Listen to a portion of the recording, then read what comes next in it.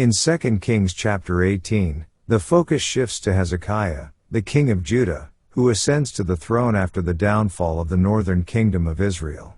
Hezekiah is portrayed as a righteous king who follows in the footsteps of his ancestor David. One of his first notable actions is the removal of the high places and the destruction of the idols, reaffirming his commitment to the worship of the one true God. The chapter emphasizes that Hezekiah trusted in the Lord, the God of Israel, so that there was none like him among all the kings of Judah after him, nor among those who were before him. Facing a threat from the powerful Assyrian king, Sennacherib, Hezekiah takes strategic measures to fortify Jerusalem. He prepares the city for a potential siege by constructing a tunnel to secure a water supply and reinforcing the city walls. However, Sennacherib invades Judah, capturing many fortified cities. In an attempt to weaken the resolve of the people, Sennacherib's representative addresses the inhabitants of Jerusalem in the Hebrew language, attempting to create fear and doubt about Hezekiah's ability to deliver them from the Assyrian threat. 2 Kings chapter 18 showcases Hezekiah as a model of faith and trust in God amid significant geopolitical threats. His reliance on prayer, coupled with his practical measures, demonstrates the biblical theme of seeking God's guidance in times of crisis. The chapter also illustrates the contrast between Hezekiah's faithfulness and the arrogance of the Assyrian king, highlighting the ultimate victory of those who put their trust in the Lord. Let's now read 2 Kings chapter 18. Now it came to pass in the 3rd year of Hoshea son of Elah king of Israel, that Hezekiah the son of Ahaz king of Judah began to reign.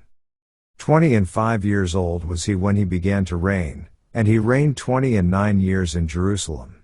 His mother's name also was Abi, the daughter of Zechariah.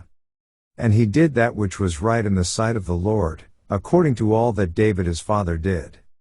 He removed the high places, and brake the images, and cut down the groves, and brake in pieces the brazen serpent that Moses had made, for unto those days the children of Israel did burn incense to it, and he called it Nehushtan. He trusted in the Lord God of Israel, so that after him was none like him among all the kings of Judah, nor any that were before him.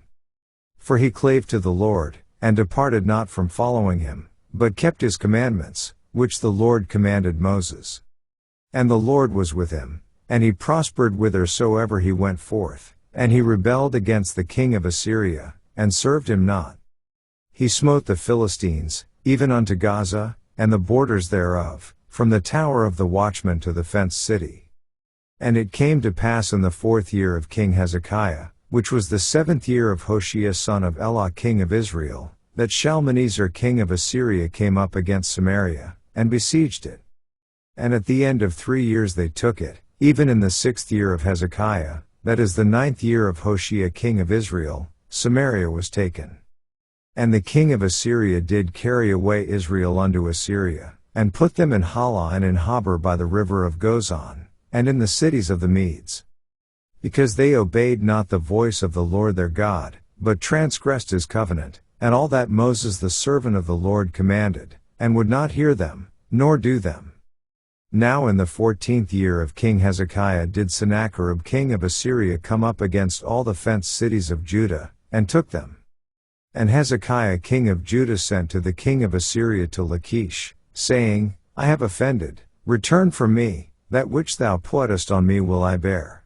And the king of Assyria appointed unto Hezekiah king of Judah 300 talents of silver and 30 talents of gold.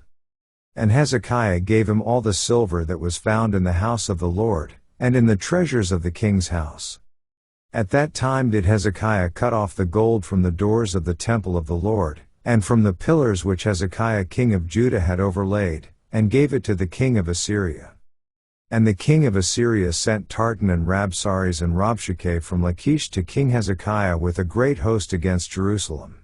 And they went up and came to Jerusalem, and when they were come up, they came and stood by the conduit of the upper pool, which is in the highway of the fuller's field. And when they had called to the king, there came out to them Eliakim the son of Hilkiah, which was over the household, and Shebna the scribe, and Joah the son of Asaph the recorder. And Rabshakeh said unto them, Speak ye now to Hezekiah, Thus saith the great king, the king of Assyria, what confidence is this wherein thou trustest? Thou sayest, but they are but vain words, I have counsel and strength for the war. Now on whom dost thou trust, that thou rebellest against me? Now, behold, thou trustest upon the staff of this bruised reed, even upon Egypt, on which if a man lean, it will go into his hand, and pierce it, so is Pharaoh king of Egypt unto all that trust on him.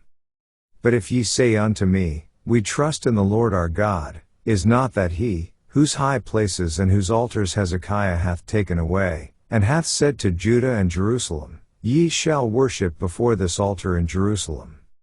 Now therefore, I pray thee, give pledges to my lord the king of Assyria, and I will deliver thee 2,000 horses, if thou be able on thy part to set riders upon them.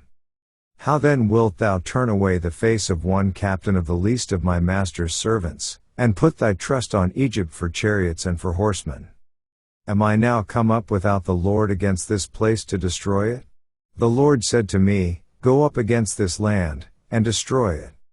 Then said Eliakim the son of Hilkiah, and Shebna, and Joah, unto Rabshakeh, Speak, I pray thee, to thy servants in the Syrian language, for we understand it, and talk not with us in the Jews' language in the ears of the people that are on the wall. But Rabshakeh said unto them, Hath my master sent me to thy master, and to thee, to speak these words?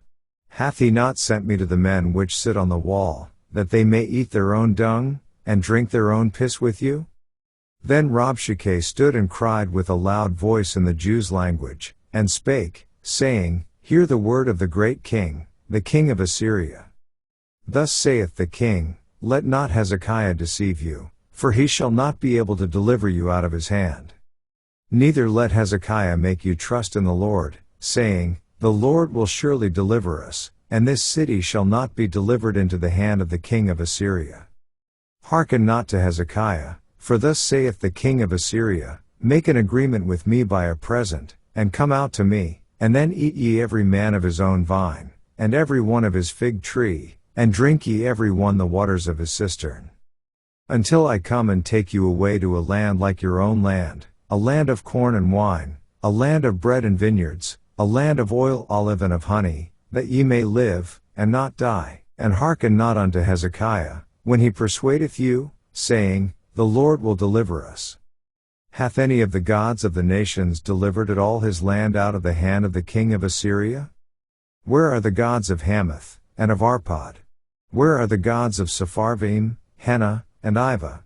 Have they delivered Samaria out of mine hand? Who are they among all the gods of the countries, that have delivered their country out of mine hand, that the Lord should deliver Jerusalem out of mine hand?